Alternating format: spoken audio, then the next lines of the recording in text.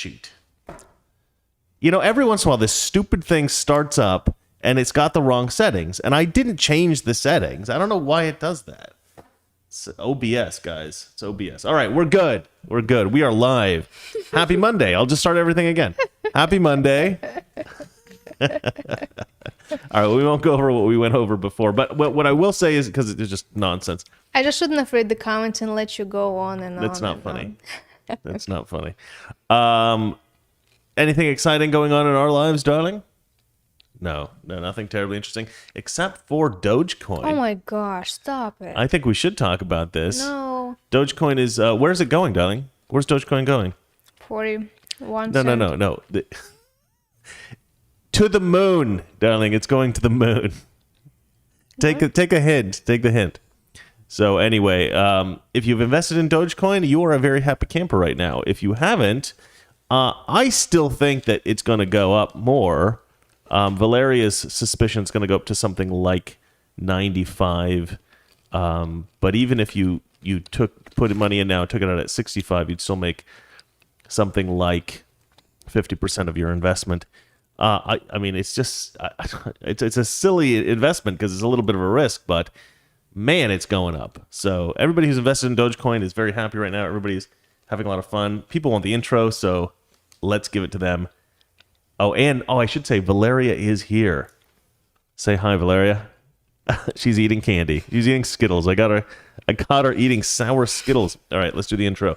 By the way, we do eat sour Skittles on this show because we are the least professional show on YouTube, as you can tell by our lack of sound at the beginning. I just wanted some candy, that's it. Toxic masculinity. All right, so I think without further ado, we should just get into it. There's a video I wanted to play before we actually do the stories. This is not really news. It's just a video that's gone viral out of South Africa. South Africa, after the apartheid, they had this idea that, like,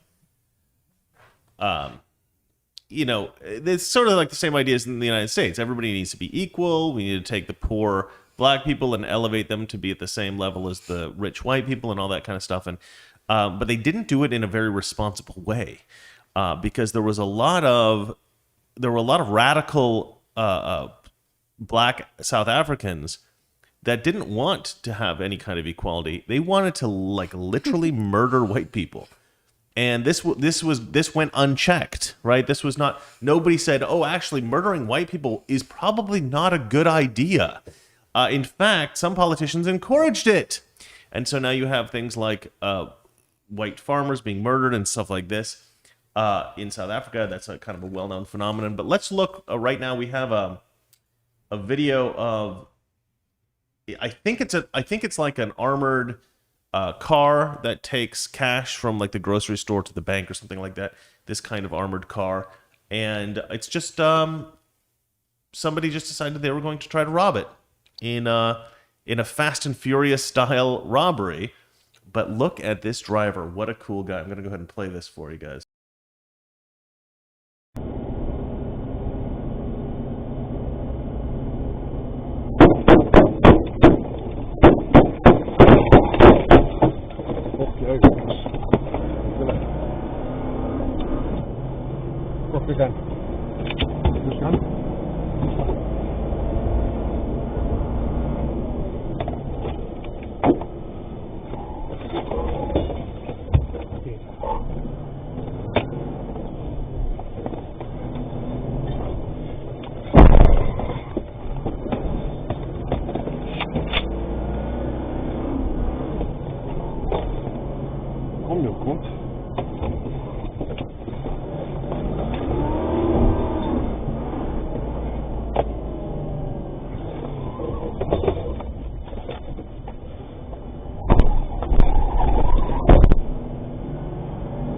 Coming after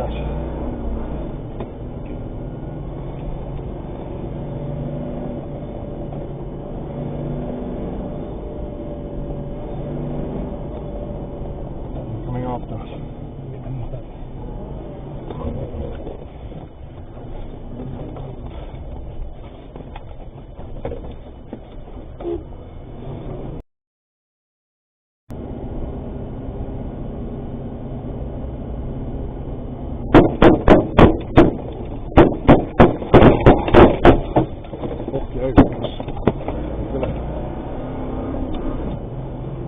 Began.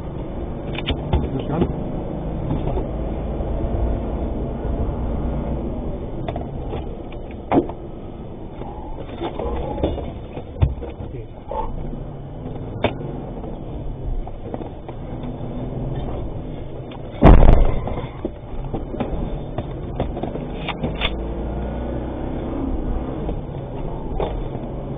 Kom nu, komt.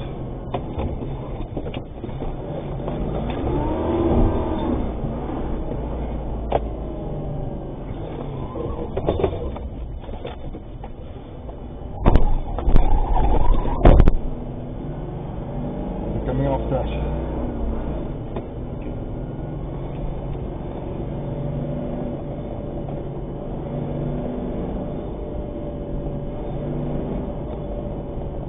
Coming off that.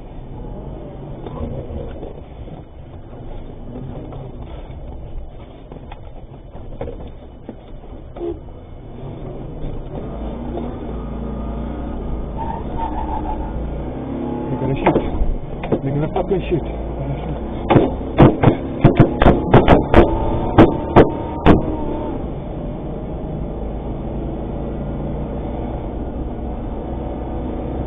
Found Robbie. Found Robbie. Found Robbie. Found Josh. Ask him where they are.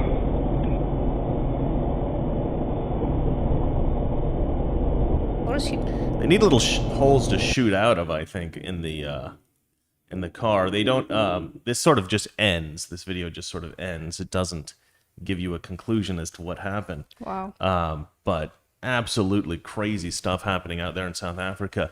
But who knew that Agent Smith was such a badass? His name is Smith? Agent Smith from The Matrix. Doesn't he look like Agent Smith from The I Matrix? don't know who that is. You've never seen the movie The Matrix? Maybe. You've never seen the movie The Matrix? how do I you guess it spell came out like about the do year you you were spell it? born. How do you spell it? The Matrix? Matrix? Matrica. Oh, my mistake. I'm so sorry. I mispronounced it. You've never seen Matrixa? Matrica. I know what that is. Okay. So Agent Smith is the bad guy. Okay. Which actually, if you guys don't know this, I don't know if I mentioned this on the show before, Neo is actually the Antichrist in that movie. And all the agents are angels. And Morpheus is a demon in hell, a fallen angel. And if you watch the movie with that in mind, the whole movie makes sense. It's really weird. I came up with this theory pretty quickly after the first movie came out. I was like, why do they keep mentioning Jesus Christ? They obviously wanted to make Neo like Jesus Christ, but then none of the values or ethics in the movie aligned with Christianity. So I'm like, why do they keep making these Jesus references, but obviously they are anti-Christian? And then I was like, oh, maybe he's not Christ, but the Antichrist. I just looked through the film with that lens, and then I actually was able to predict a lot of the stuff that happened in the later films with this in mind, because it was like, okay, naturally you would write the films this way if this was the story you were writing. And nobody believed me. I used to tell people all the time in college, like, you know, I think that when they show Zion, it's going to look like hell. You know, it's going to have like lava and stuff. And they're like, don't be ridiculous. It's exactly what it looks like. I had all these predictions about the next movie. It was really popular when I was in college. Like, it was a big deal. All right, so that was pretty crazy. Anyway, that was just something I saw this week. Sorry, again, the least professional show on YouTube. I didn't have the video up. But I'll tell you what. So, yeah, just crazy stuff happening in the world. But there's some big news today. Breaking news, in fact. Not really related to shooting people. What's funny? What are you laughing for? Why are you laughing? I want to know what you think I'm going to say. Because I don't think it is what I'm going to say. Okay. What are you going to say? No, I want to know what you're thinking I'm going to say. I don't know. You laughed for some reason. All right, I'm putting you on the spot, and you clearly do not like it. All right, I'll just tell you what I'm thinking. So, first story of the day. Darling, Yes. please read. That's what you were going to Yes, that's... Okay. Bill and Melinda Gates divorce. Yeah, that's the big news, everybody. Bill and Melinda Gates have divorced. Now, here's the thing. Normally, what I do on this show is we do all the news, and then we take questions and comments from you guys and see what you guys have to say about the day's events. And Valeria will pick out super chats and things like that, and we'll chit chat. But in this case, I actually want you guys to chime in on this story as soon as we're done discussing it, because I have some theories about this, and I want to know if you guys agree, disagree, or what your thoughts are. You know, most people think that Bill Gates is an evil guy, you know, Yes. who's like Valeria. Yes. I don't necessarily think so. I think Bill Gates is merely a guy that's trying to make a positive impact on the world, and he just doesn't know what he's doing. But I have an even more specific perception of Bill Gates, which is that he is what is commonly referred to amongst trollish teenagers online as a cuck, right? I think that Bill Gates is a kind of beta male who is dominated by his wife, right? I think that his wife is a kind of dominant kind of woman who was maybe like popular in high school, and he was the nerd who just felt like he was lucky to be with her. And so I think probably my guess is that throughout their marriage, Bill Gates has sort of taken a back seat to Melinda Gates. I think Melinda Gates has maybe held the reins, had control over the relationship, had control over Bill Gates, and now I don't know who's made the decision to divorce, but I feel like Bill Gates is now free. I feel like this is probably a good thing for Bill Gates. Let's go ahead and read the story. Bill and Melinda Gates announced they're getting divorced. Microsoft co-founder Bill Gates, who's worth an estimated $130 billion, and his wife Melinda are getting divorced after 27 years of marriage. The couple announced on Monday in a joint statement, Monday being today. After a great deal of thought and work on our relationship, we have made the decision to end our marriage, a statement from the billionaire philanthropist couple tweeted from both of their personal accounts at 4:30 p.m., so just a couple hours ago. Over the last 27 years, we've raised 3 incredible children and built a foundation that works all over the world to enable people to lead healthy, productive lives. We continue to share in the belief that share a belief in that mission, and we'll continue to work together at the foundation, but we no longer believe we can grow together as a couple in this next phase of our lives. We ask for space and privacy for our families. We begin to navigate this new life. What's funny? Somebody commented? I shouldn't look at that. I shouldn't look at that. Go on, what is it? Paper plate says she no longer turns his software into hardware. I like that. That's quite good. Well, I will say this. Oh, these are their kids, apparently. Actually, pretty good looking kids. Yeah. That's actually shocking. I'm actually shocked how good looking their kids are. Anyway, so look, I don't know. I don't know what their story is. This is my guess is that one of them found somebody else. That sounds kind of like a cruel thing to speculate about, but that's my guess. I don't think she found, because usually in the super crazy rich families, the guy will like get the 21-year-old girl, you know. Sure, but she's also worth a lot of money, and there are men who will go for very, very rich women as well, you know. Okay, but I don't know. Yeah, but you may be right. It may be Bill. The couple have 3 children: Jennifer, 25, Roy, 21, and Phoebe, 18, who live mostly private lives. Jennifer Gates is the only one with siblings. One of her siblings with a public Instagram account, and made a post about her parents' divorce on Monday afternoon, where she acknowledged the news has been challenging and thanked loved ones for their support. It's always tough on the kids. It's kind of lucky that they're older, but it will probably mess them up a little bit. Certainly, Rory What do you and mean? The Phoebe son will is probably be messed up 21 more. years old. Yeah. Another one 25 years old. And the Yeah. third one 18. is 18. They're going to be fine. Yeah, I mean, if you're 13 or something, I think it really messes Not you up even psychologically. 13. 13, you're still okay. No, that's not true. I had a friend who was 13. His parents got divorced, and he completely went crazy. Well, it depends on how your parents act. If they act like, you know, His dad was kind of nuts. Yeah. Yeah. It's unclear if the Gates have a prenuptial agreement. Bill Gates gets everything. She gets $20. But the New York Times in 1997 wrote that they are reported to have one. Bill Gates, one of the wealthiest men in the world, made his fortune as the co-founder of Microsoft. Blah, blah, blah, blah, blah. 20 years before he married this girl. From what I heard a rumor. I don't know if this is actually true. I heard a rumor that she was kind of like the hot girl in his high school or something like that, and then he ended up marrying her. But I don't think that's right. Actually, I think she worked at Microsoft, and he met her there or something like that. Let's see here. He continued to accumulate a great deal of wealth while married to Melinda Gates, and the split could shape up to be one of the biggest divorces of all time.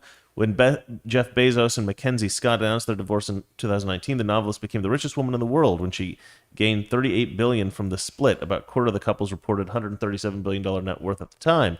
Bill and Melinda Gates started dating in 1987 after meeting at a trade show in New York. Okay, yeah, so the high school thing is totally wrong. What did I hear? Why did I hear that? It's funny how rumors come and go, you know? So they met at a trade show. Let's see here. In New York before getting married New Year's Day, 1994 in Hawaii, TMZ reported. Well, Hawaii's a nice place to get married. Let's see here. So they met in 1987 in New York at a trade show. So she must have just been somebody who was working to some degree in the field, or maybe she was one of those models that you get to show off new equipment. I don't know if they did that in the 80s. Melinda Gates briefly worked for the company in their marketing department. Yeah, okay. Yeah, I knew she worked at Microsoft for some time. Before she was appointed as the general manager for information products in the early 1990s, TMZ reported. She left the company in 1996 so she could focus on starting a family. In 2000, the couple started the Bill and Melinda Gates Foundation and have since donated $50 billion to charity. Blah, blah, blah, blah, blah. There are no changes to the roles or the organization, they said. They will continue to work together to shape and approve funding strategies, advocate for the foundation's issues, and set the organization's overall direction, the statement read. Oh, that's kind of interesting. They're going to have to work together, despite the fact that they're divorcing. That's not a good combination. But anyway, I'm curious as to what you guys think about this. If you guys think that I'm right, that Melinda Gates was a sort of domineering wife, and if Bill Gates is now sort of more free. A lot of people really hate Bill Gates. I mean, he's got some kind of crazy plan to block out the sun, like in Highlander 2 or The Matrix, as I mentioned earlier. So,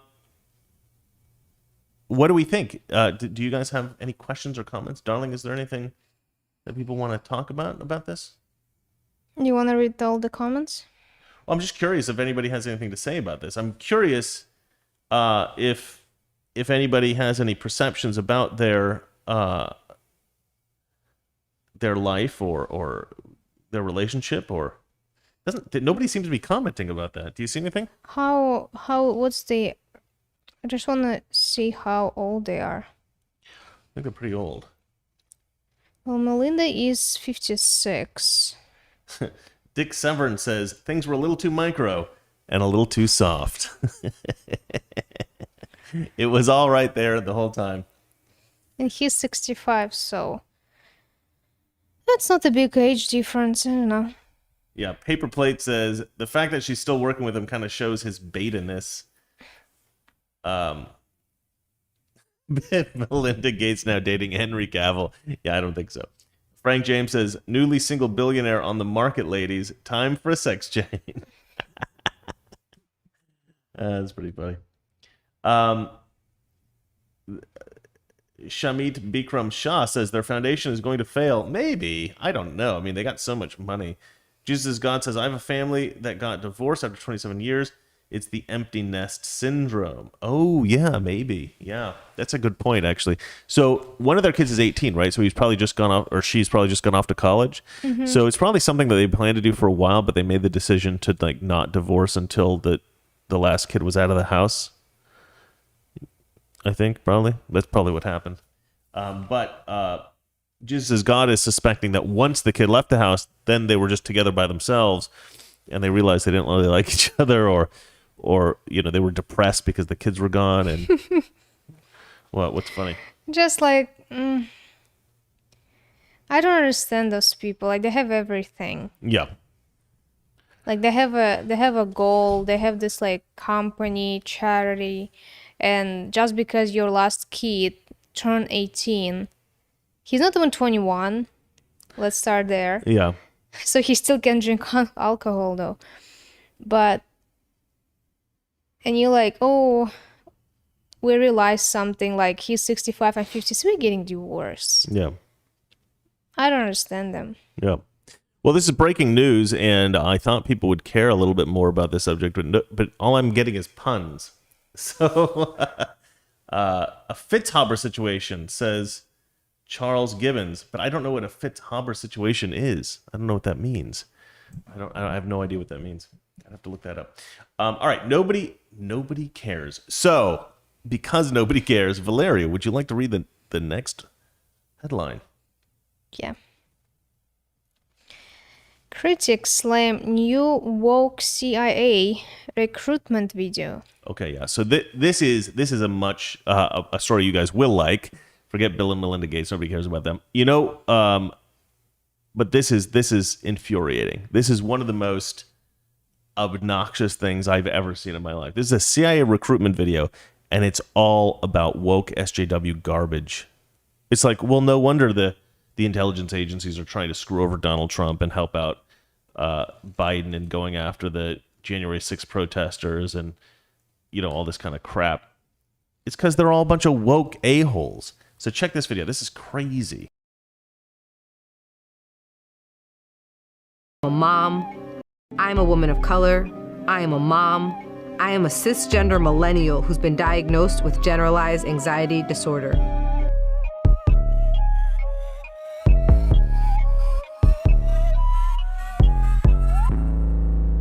I used to struggle with imposter syndrome, but at 36, I refuse to internalize misguided patriarchal ideas of what a woman can or should be. I am tired of feeling like I'm supposed to apologize for the space I occupy rather than intoxicate people with my effort, my brilliance.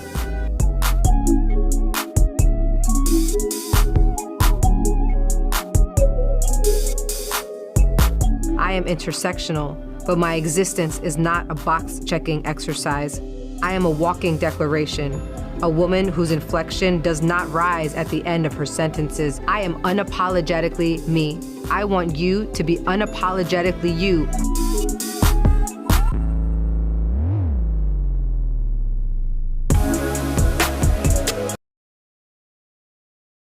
All right, that's not actually the original video. That's some kind of Newsweek recut thing, but it essentially gives you the same idea about what the CIA video is. It's all about, like, it's really funny actually, because at one point in the ad she says she lists off all these things. I am this, I am this, I am all these SJW woke things, and then she says you know, I am not just ticking boxes of, you know, demographic data. And I'm like, but you literally just did that for like 5 minutes. It's like all you did. The whole video is about how she's multi-ethnic, multi-whatever. What is cisgender? Cisgender means you're not trans. Female. It just means you're normal. You're whatever you're born with. They decided to change the word normal because they didn't like calling people normal. They didn't want that to be considered. They don't want normal people to be considered normal. So now we're cisgender. I'm a cisgender. You're cisgender. I don't like this word. Well, you can use the word normal. We can go ahead and insist on just saying, well, we're normal. I think that the word not crazy is actually probably best. So let's just call ourselves, we're the not crazies. But anyway, yeah. So they did this whole video, which is about how she's this woke degenerate. I thought I had. Okay, so then what is this one? Hold on a second. Let me check this out. Let me check this out, ladies and gentlemen. It only takes one new piece of forward intelligence, and everything can change in an instant. Hey, I think I found something. Most people will never see your work. Only 3 people in the world have access to the information we need. Notify the field. Your greatest strength will be the people around you. You're gonna be able to see the whole thing? Yep, gonna be in the roof right here. Best seat in the house. And your greatest reward is knowing your efforts will help keep every American safe. Your achievements, while unknown to the public, are critical to our national security. This translation is technically accurate, but in this context, it really means this. The nation We got it. is counting on you to discover the truth. I'll call the White House. Ladies and gentlemen, welcome to the CIA. You can play a role protecting our nation. Start a career at the CIA and do more for your country than you ever dreamed possible. All right, so that one too is like kind of like a multicultural thing, but that's not. I wanted to kind of play for you guys the original ad. I mean, you kind of basically, yeah, this is it here. When I was 17, This is so 2.5 minutes. Yeah, we're not gonna play it. We're not gonna play it. It's too long. But if you want to play it, please go watch it. It is. If you want your stomach to churn for a little bit, please watch that. It's a really good way to. Are you too bright or something like that? Are you too dark? Anyway, yeah, it's quite a funny video. But let's go ahead and read what they said about it in the New York Post. A gag-worthy CIA recruitment video featuring an intersectional and cisgender Latina mom has been panned by critics who say it's woke propaganda gone too far. And here's the other thing I was just thinking, like just watching that second CIA video, which is also sort of like multi-ethnic, multi-gender crap. It's really poorly made. It's not even like well made.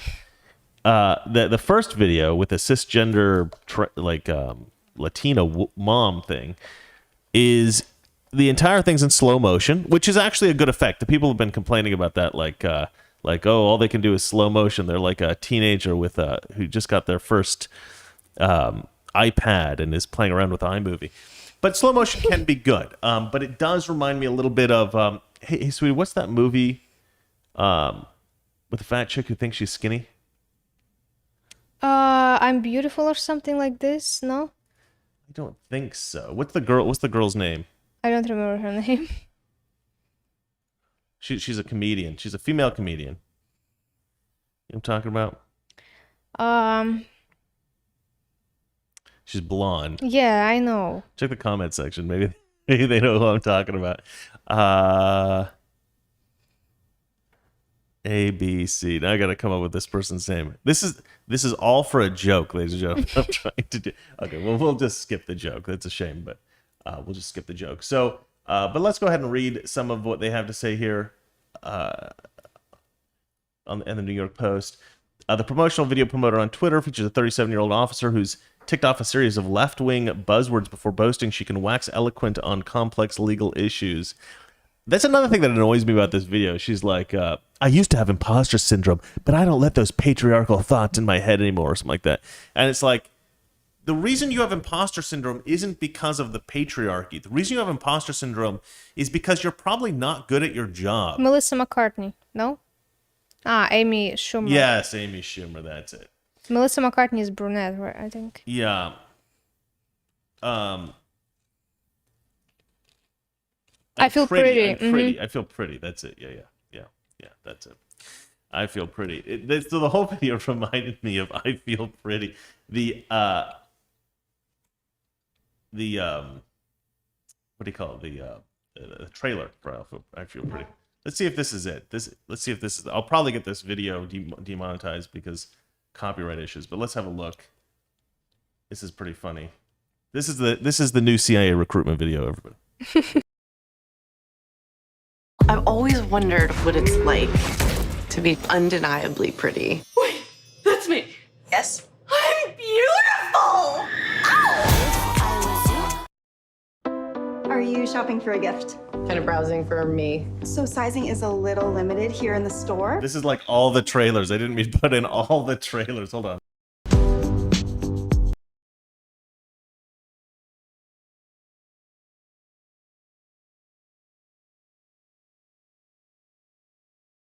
Oh my god, do you see this? You hit your head pretty hard. Okay, so if you're unaware, this is a video about a woman who hits her head and then suddenly thinks she's skinny. And it's Not a great skinny, premise. pretty. And pretty, yeah. But it's a great premise, but we did watch the movie and it was absolute garbage. But the trailer's liked quite it. funny. I think the trailer's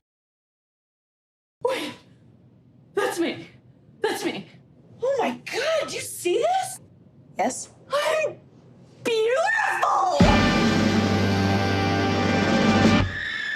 Ow! Who's that sexy thing I see over there? I know you don't recognize me. That's me. You guys, it's me.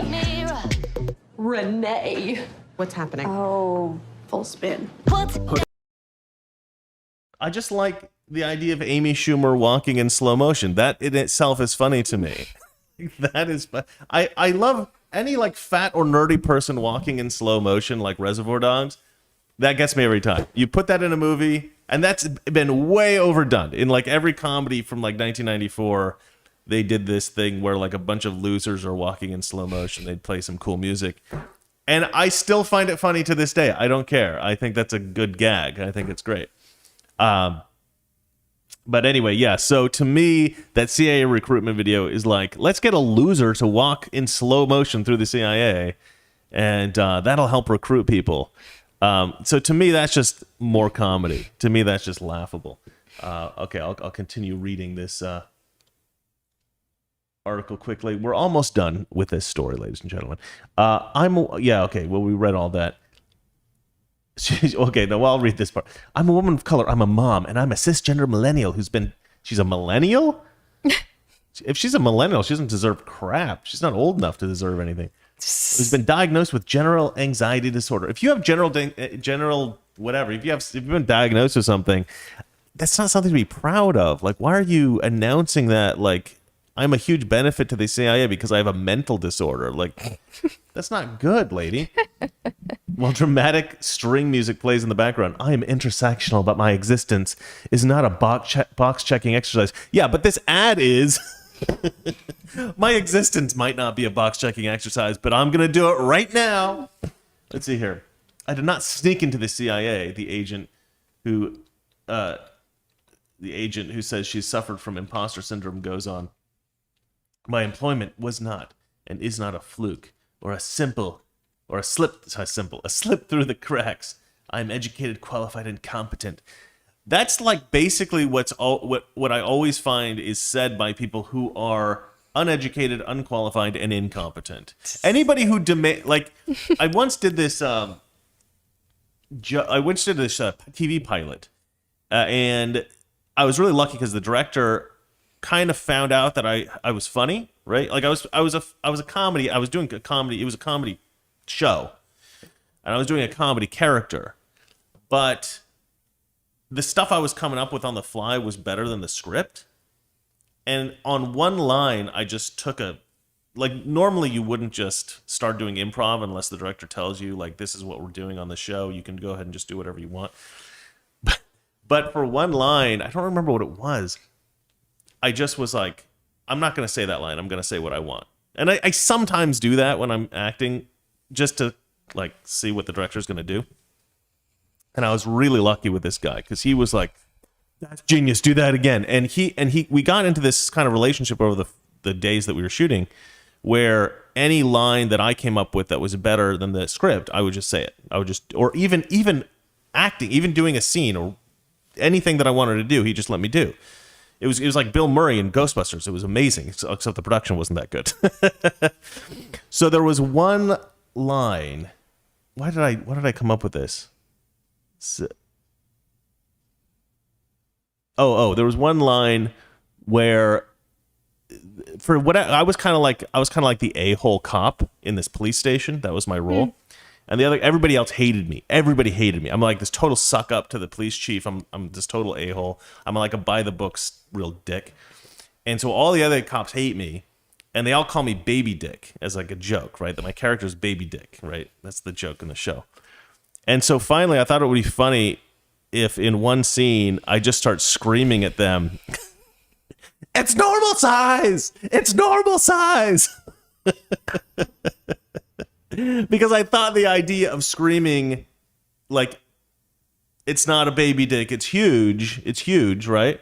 That's funny, right? Like he's overcompensating by desperately yelling that it's huge. But I actually thought it would be funnier to desperately insist that it was normal size. I thought that was really funny. And everybody on set loved it. It was like, whatever. I think they put it in the show. But that's kind of how I feel when somebody screams their qualifications. You know what I mean? Like, especially if nobody has actually accused you of having like inferior qualifications.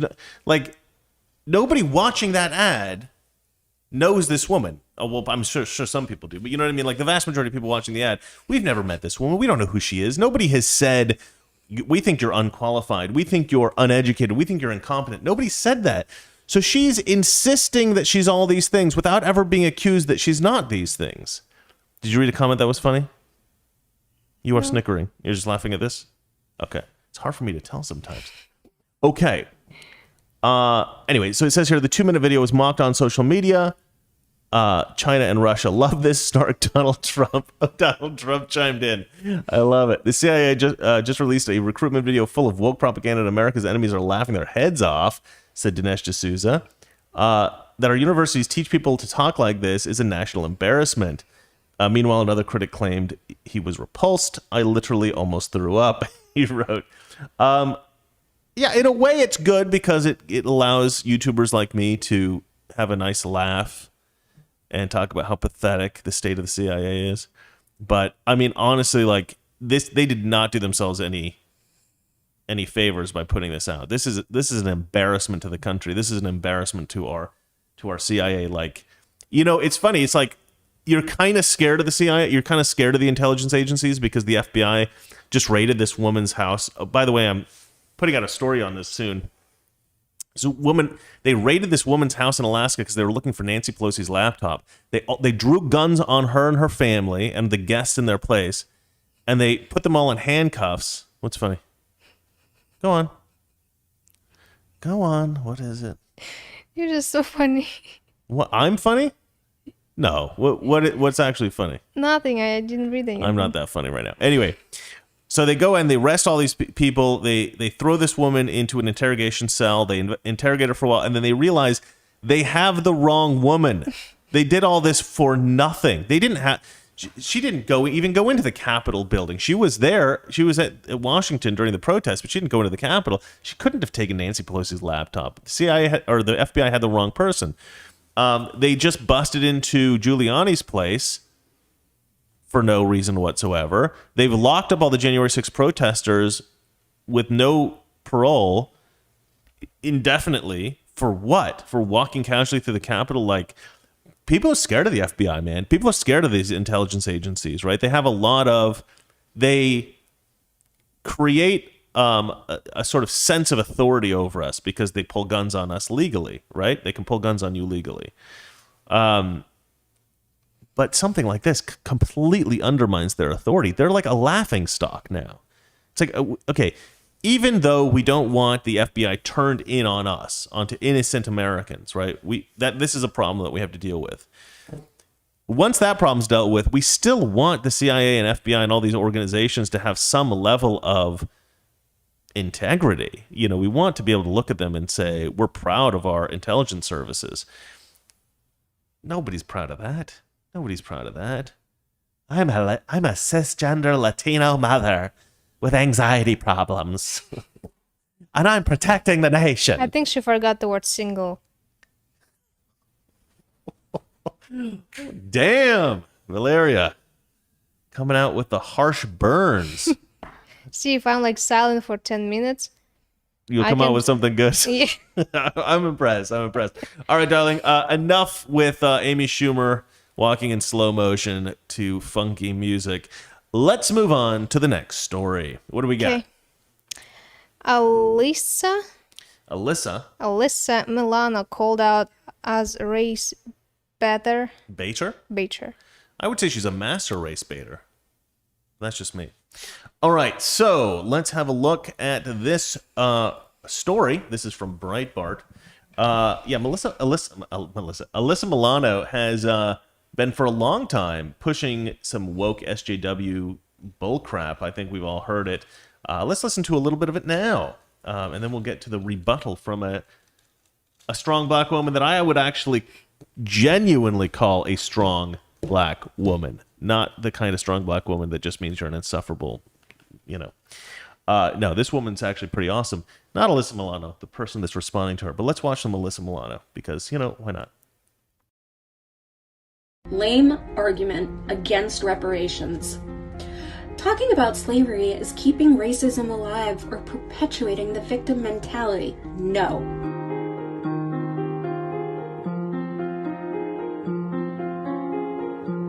If we were to stop talking about racism tomorrow, do you think that that would stop another unarmed black person from being shot and killed by the police? Do you think not talking about racism would change the fact that black women are more likely to die?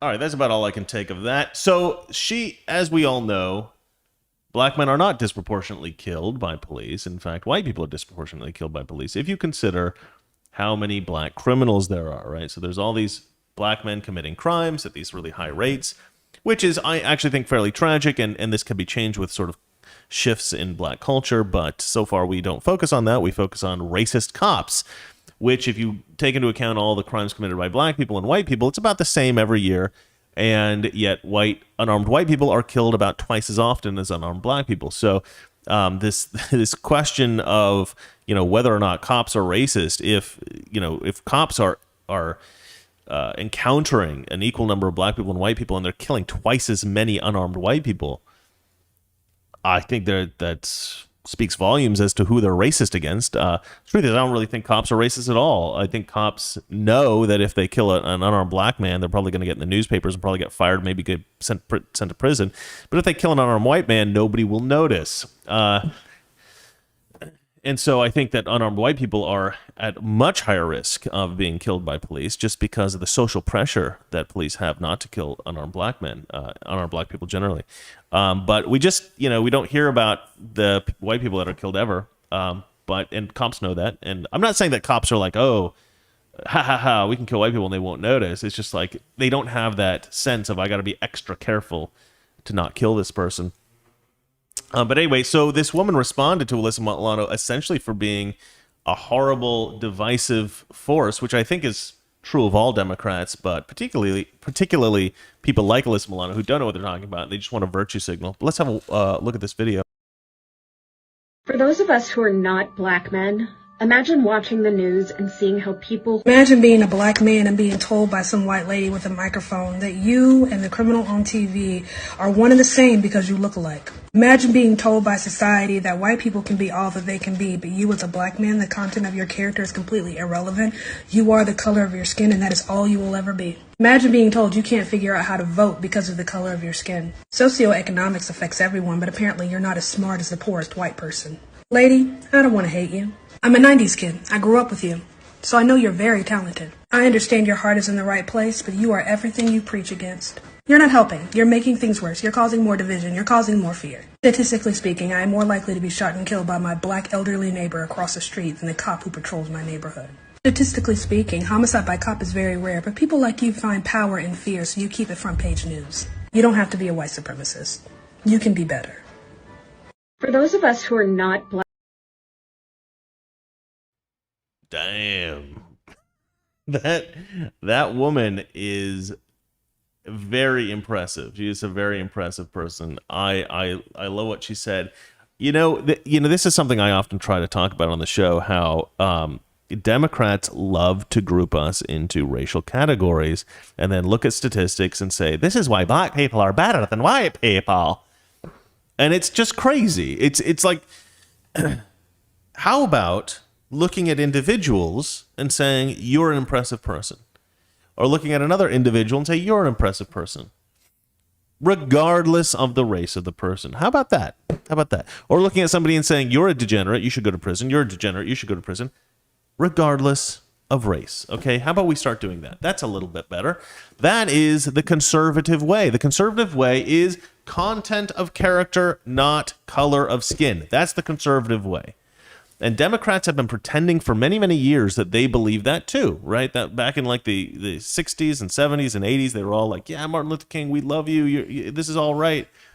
But now in 2020, 2021, we're starting to get the truth, which is not black people, Democrats, specifically Democrats, they don't really believe that. They don't really believe that. What do they believe? They believe, no, we need to separate each other out by our demographic characteristics, our immutable characteristics, and we need to classify each other and determine who's best, who are the winners, and who are the losers based on immutable characteristics that you cannot change. You were born a white male, you were born straight, oh, I'm sorry, you lose the victim, what do they call it? The something Olympics, oppression Olympics? Something like that. Anyway, you lose the competition. You're at the bottom rung of society now. We've made the decision, right? Back in the old slave days, blacks were at the bottom, white men were at the top. Now we've decided black lesbian women are at the top, maybe the trans people, and the straight white men, you guys are at the bottom. We've made the decision, right? So the left just basically picks winners and losers. That's their whole game. And they say, you guys who are all the winners that we're picking, you vote for us and we're going to be in office. Republicans say, hold on, let's create equal opportunity here. Let's judge people by the content of their character. Democrats are like, no. We can't do that. We have to judge you by your race and by your gender and by your sexual preferences. We got to judge you by all those things. I mean, the left, it's bizarre because for many years they were insisting that we were the ones that were doing that. And now they're just openly doing it. It's really strange, actually. But anyway, this woman gets it. This woman gets it. I like her very much. I'm a fan of hers. I don't know who she is, but she's awesome. I'm not going to read the Breitbart article because I think they just repeat what she says in the video. Alyssa Milano says law enforcement upholds white supremacy. Well, I think I've debunked that pretty quickly. All right, so let's move on to the next story, darling. Do you have another story for us? Yeah. Florida to make deplatforming of politicians a crime. Yeah, this is pretty crazy, right? So DeSantis, when I first read this, I actually thought that they were going to make deplatforming a crime across the board. Like you're not allowed to deplatform people for political speech or something like that, right? Just to silence them, which I would have loved. But they're not going that far. They're just dealing with politicians. So if I want to not get deplatformed off YouTube, I have to run for political office, which I'm totally willing to do. But let's see here. So Ron DeSantis has said, well, let's just go ahead and read this. This is on New York Post. Social media companies would be unable to permanently kick people off their platforms under a tough new Florida law. The bill passed by GOP dominated state The bill passed by the GOP-dominated state legislature Thursday and awaiting Governor Ron DeSantis' signature would make it a crime to remove state political candidates from Twitter and Facebook and would mete out penalties of $250,000 a day for any statewide candidate who is deplatformed. Removing more local candidates would cost the company $25,000 a day. The bill also requires tech companies to give users 7 days' notice if they're at risk of being banned and offer them the opportunity to correct the issue. Suspensions of up to 14 days would still be allowed. So that may mean, darling, that we might have to move to Florida. We might have to move to Florida because it's the only way we'll be protected from the job that I do. But you have to be a politician. No, anybody else just has a sort of... Now, what I would like to see anybody who is being suspended whose account is primarily political speech, right? You can show that your account is primarily specific political speech, and a judge decides this, that you are also protected. You cannot be kicked off the platform, right? And the reason I say that is because that is so critical in a democracy to have political speech be uncensored. The whole concept of free speech is listening to people you don't want to hear, not protecting the speech of people you want to hear. Of course you want to protect that speech. Everybody wants to protect that speech, but it's people you don't want to listen to. That's the speech you really need to protect. Unpopular ideas, because unpopular ideas might be right. Suspensions of up to 14 days would still be allowed. So they could suspend you for 14 days, but they couldn't kick you off the platform. So I would say that this bill needs to also encompass the unequal treatment of users, right? So if a user is being severely demonetized, their videos are being demonetized, for political speech, or if their videos are being distributed in a way that is distinct from most other users, right? Like you shouldn't be able to pick winners and losers. YouTube shouldn't be able to pick winners and losers just because they don't like your political speech, right? Your videos should be promoted under the same algorithm as everybody else's. You shouldn't have a special algorithm for conservatives, which I think they do have, you know. You mean special algorithm just demonetize all of the videos, never show, unsubscribe? There's like... Oh, they have lots of different ways of doing it. Yeah. Well, you need to uncover all the different ways they do it, and then specifically create laws to stop them from doing those things. And if they do those things, they get severely punished. You know, a lot of people have said to me they've taken the libertarian position, and these are like Democrats. You know, well, a conservative. I thought you guys didn't like censorship. I thought you didn't like a regulation. No, we don't like regulation. We don't like regulation. But if you are a monopoly and you are, you know, abusing the civil rights of millions of Americans, then yeah, that's why we have regulation. Look, yes, strict, like hardcore libertarians don't believe in any kind of regulation at all. Conservatives believe in regulation. They just believe in sensible regulation. They just believe in limited government, limited regulation. But we believe in government. But in certain extreme circumstances, you do need to regulate. And, you know, like Warren G says. And so we do, in fact, need to regulate here, I believe.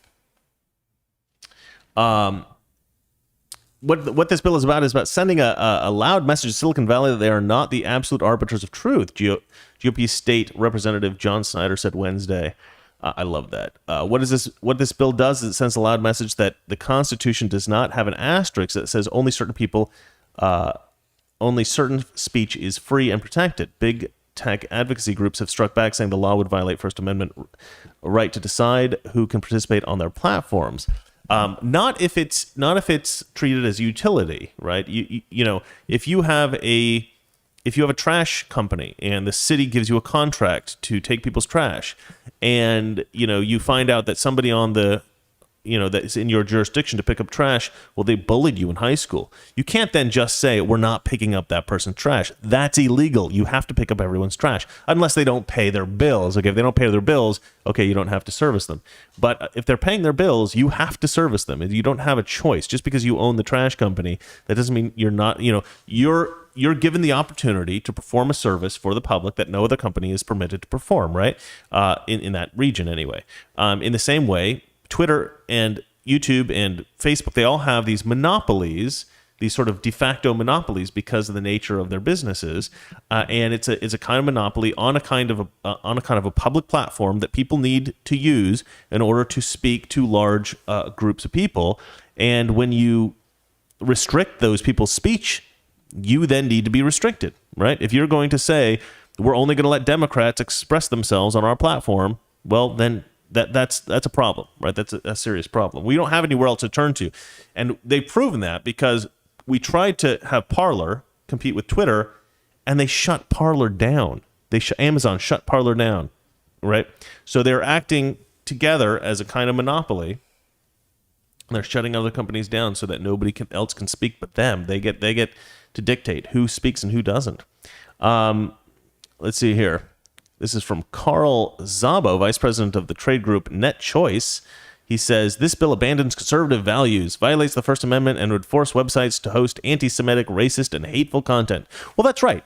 That's right. They would actually have to post racist and anti-Semitic and hateful content. That is true. They would have to. But you know what the problem is? They already have all that stuff on there. On all the platforms, you can find hateful content against white people. You can find hateful content against Christians. You can find hateful content against men by feminists. All this stuff is in the mainstream even. And I don't think that's a good thing. I don't think people should be hateful against men. I don't think people should be hateful against Christians. I don't think people should be hateful against white people. But I will fight for your right to say that you hate me. I will fight for your right to say that you hate white men. I'll fight for your right to say that because this is America, and we have the right to say whatever we feel. We have the right to say whatever we think is right, whatever we think is true. And if you hate men, and if you hate white people, and if you hate Christians, you have the absolute right to say that on any platform. Okay? And unfortunately, these people who I also don't agree with, racists and anti-Semites and other hateful people, I don't agree with them. But I will fight for their right to speak as well, because all of these kinds of speech need to be protected in America. And they are protected by the First Amendment. But there is this loophole of, well, if it gets filtered through a private company, then we can just completely suppress everybody's right to free speech. Well, no, you can't. No, you can't. And this has got to be dealt with. And I love that DeSantis is doing so. Are you like a slob throwing candy into your face and dropping it all over your shirt? She's very yellow today, ladies and gentlemen. I don't know maybe it's the light. Is that a white outfit? It's a kind of like yellowish. Yellowish, yeah. This degenerate Carl Saba also said, content moderation is crucial to an internet that is safe and valuable to families and Floridian small businesses, but this bill would undermine this important ecosystem. We're not saying you can't censor pornography. You can censor pornography, but here's the irony about that. Twitter does not censor pornography. Sadly. All right, well, that's it for us. I think that's all, right? That's all the news? Yep. All right, shall we take questions and comments from our amazing YouTube followers? Yeah. Really, they're all just fans of Valeria. I'm just here talking while they look at you. Okay. First comment from Matt Deckard. Sure. I don't know. No, sorry. Deckard. Deckard. I don't know. Okay. Deckard? Yeah. For $4.99 and comment, just because. Oh, what a gentleman. What a gentleman. Okay. Next one from Jasmine Liebling. Uh-huh. Sweet, the hot Russian wife is back. Yes. Good catch, Mr. Reagan. Next one from Charles Gibbons. Yes. A Fritz Haber situation. Yeah, I read that earlier. I don't know what that means. Me too. Should I look that up? Fritz Hubbard? Yep.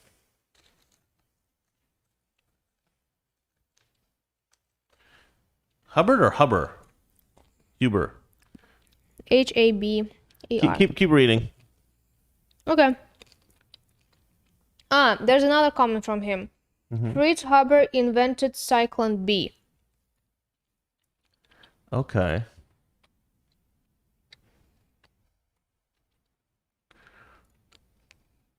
Did he really? You keep reading. Okay. A comment from Lost Cold Soul. I'm a legend. I am CCP. What is CCP? I don't know. CC what? Legend. I'm a legend. Legin. Legion. I'm a CCP. CCP is Chinese government, right? I don't know. All right. Well, we don't understand that comment either. Next comment. From C. Reed. Make your comments clear, guys. I can't read the code. Just sometimes. like the KGB bring us the body. I don't know what that means. This is why you need to read Super Chat while we are talking about the story, because you don't know which story related to which comment and which, I don't know which. That's the last comment, and then we have a new one from Grow Love Bear. Uh-huh. Sweet, intelligent, beautiful Valeria makes this show. Thank you so much. You're too nice to me. CCP's China, yeah. Grow Love Bear. That's a very sweet name. It's a very sort of like gentle, charming name. It's funny. I think it's really interesting. As I've started my show, I've had my show for a couple years. What? Yes, when you read? CCP is the enemy, the Chinese government, not the PPL. It was about CIA video. So people have to pay another $5 to explain what article. No, I understand everything you're writing. I'm just pretending so we get a little bit more of that sweet, sweet cash. No, sorry guys. Yeah, I'm not trying to not understand. I'd like to be a guest comment reader, says Matt Deckert. Yeah. Matt, well, you're welcome to come over one day and do a video with us. He lives here in LA, so. Oh, really? Yep. Really? Yeah, I think you know him. I think you've met him. I love Russian women, says Semper Fez. Valeria actually was like, hey, we could start a business setting up successful conservative men who cannot find traditional women here in America because of feminism. And we could set up like a dating service between Republican men because Russian women tend to think of American men as basically leftist Antifa beta bitches. Like when I met Valeria, I remember very distinctly walking with her. I think we were going to the grocery store or something like that.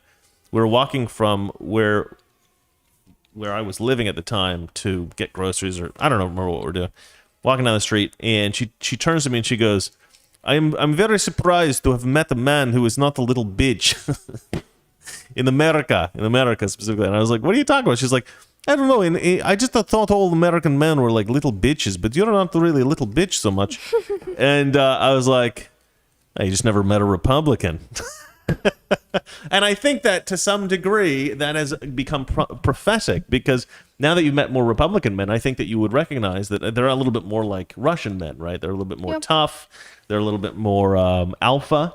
And so Valeria kind of thinks that if you set up a dating service between beautiful Russian women, Ukrainian women, and Republican men here in America, it would be a good match. First of all, it'd be good matches. And second of all, you can make a lot of money. So we might start that business up. But then I said, if I set that business up, Republican women in America are going to hate me.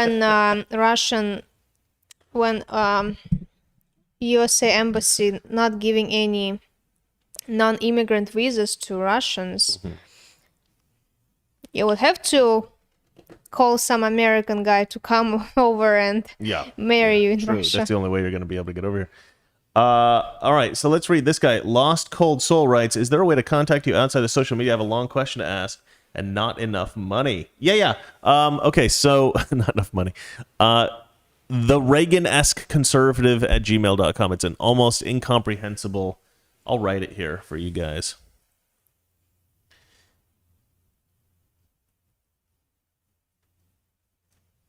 Okay, so that I just put that in there. So the Reagan-esque conservative at gmail.com, you can kind of figure out how that's spelled, or you can just look at what I just typed. Question from Chris K again. THE Reagan ESQUE conservative at gmail.com. Anybody wants to write me, you're welcome to. Or just, he said long question because he can write it here, but No. You can email me. It's fine. I'll respond. I respond to people's emails. You wrote this. You wrote the email. Yeah. Nice. Chris K writes, what's your take on what's going on in India? Oh, well, I think that, Biden's India ban is, I think we all know, deeply xenophobic. He's a horrible racist, naturally. What do you think, Valeria? What's interesting about India, I thought that, there was this thought for a while that these countries that had access to hydroxychloroquine and everybody was sort of drowning in hydroxychloroquine because of the mosquitoes, right? Because people, were getting malaria in these countries, and so they would take hydroxychloroquine to treat the malaria. Mm-hmm. And this was malaria. So this was like stopping them getting COVID. This was the theory. And one of the countries who had a lot of hydroxychloroquine was India, and they hadn't caught much of the virus. So there was this thought that maybe the hydroxychloroquine was keeping them from getting this virus. And that was one of the reasons we thought hydroxychloroquine might have been a really good way to treat COVID. But and by the way, this whole idea, the left still thinks that hydroxychloroquine was not at all a viable treatment. I'm not convinced of that. Maybe it's possible that it wasn't, right? But it seemed to show some kind of promise, and it's still worth looking into. I suspect, but we got a vaccine, so it's kind of pointless now. But that kind of research is still good. The situation in India is not at all surprising. What was surprising to me was that they didn't have the worst COVID situation from the beginning. That was surprising to me because Indians live in very close quarters, and we're talking about millions of people crammed into like the tiniest little space. You know, and in their cities are just jam packed full of people. I mean, if you go on YouTube and just watch like footage of Indian slums, just go watch some videos on Indian slums. It's heartbreaking. It's really hard to watch. Like I can't watch that stuff. The worst country to watch videos about is Liberia. I was looking into Liberia because this is something they don't teach you in schools. You know how there's this idea of like, well, there's a lot of people in America who were slaves and, you know, they are owed something by the federal government. So maybe they should give them land, or maybe they should give them some kind of like better life back in Africa or something like that. Well, we actually did that at one point. We actually set up the country of Liberia for former slaves. That's what the country of Liberia is. And we gave a bunch of former slaves land in Liberia, and we said, go live in Liberia if you want. We apologize for the slavery thing. Go back in Liberia. Here's the land. Live your lives. And what did these former slaves do? They moved to Liberia and immediately enslaved the local population. So they then enslaved the black Africans there, the tribes there, forced them to work on their farms, produced food, whatever it was.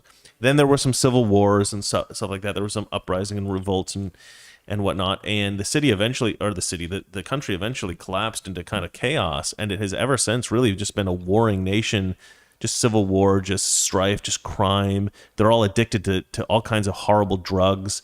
There's basically every woman there is basically a prostitute. It's a living hell. It's a living hell. Several years back when they were there was all these tribal wars going on.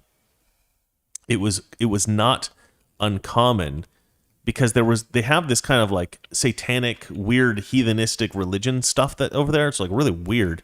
And so it was not uncommon for them to sacrifice young men and to like drink their blood and stuff like that. I mean, there's all this cannibalistic ritual stuff. Like they would like eat the flesh of humans and then go into battle, and they would think that it would make them invisible or something like that. I mean, it's weird stuff. You know? Yeah. A huge percentage of the population of Liberia have eaten human flesh. They're like cannibals, and this is what happened when we tried to give land back to former slaves in America. This was what the experiment, and that's not to say that so I think the reason why they don't talk about this in school, and we're never educated about this stuff, is because there's a sense, I think, it's sort of the same reason they don't show black crime on TV. I think there's this bizarre myth about white men and white people in general that we're all these like crazy savages and we hate black people, and that if we hear about all the black crime that goes on, we'll end up going out and hating black people and lynching them and stuff like that in the streets, right? I mean, obviously that's not going to happen, but there's still this sense in amongst like the liberal elite that's what's going to happen. So they hide all the black crime from us. They don't report it in the media. And the same thing with this. I think there's this sense that white Americans will believe that, anytime you give black people their own land, anytime you give them their own government, they're just going to turn it into a hellscape, like Liberia. So we can't tell them about Liberia. But it's like, maybe you should tell us about Liberia. Maybe we should talk about that. Maybe we should talk about the reasons why it's a hellscape. Maybe we should talk about the reasons why every liberal city is a hellscape. Basically everywhere that you have a Democrat leader, black or white, it's a hellscape. It's a hellish nightmare of a city. Look at Portland. Look at Los Angeles. I mean, you can look out our window, and there's basically, it's like the zombie apocalypse out there. This is how we refer to it. When we drive through downtown LA, we refer to it as the zombie apocalypse. You do not describe cities run by conservatives that way. They don't look like that. In fact, I've never lived in a city like that my whole life until now. I mean, this place is a diseased, horrible, horrible place, and we're desperately trying to get out of here.